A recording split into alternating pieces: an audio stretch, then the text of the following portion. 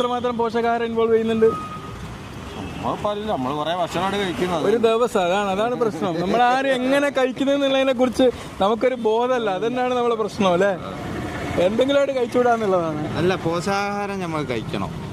പക്ഷെ കഴിക്കണം വെറും വയറ്റിൽ 2 ഗ്ലാസ്. അപ്പൊ ഇന്ന് രാവിലെ കഴിച്ച ഭക്ഷണം എന്തൊക്കെ? ഇന്ന് രാവിലെ കഴിച്ചു പറഞ്ഞാല് പിന്നെ എണീറ്റിയും തന്നെ 4 ഗ്ലാസ് വെള്ളം കുടിക്കും. Very good. ഒരു ക്ലാപ്പ് കുടിക്കണല്ലോ എന്തായാലും. അത് കഴിഞ്ഞിട്ട് പിന്നെ എന്ത് ചെയ്ത് ഫ്രഷായി പിന്നെ വെള്ളപ്പം. Very good. കിട്ടുന്നുണ്ടോ?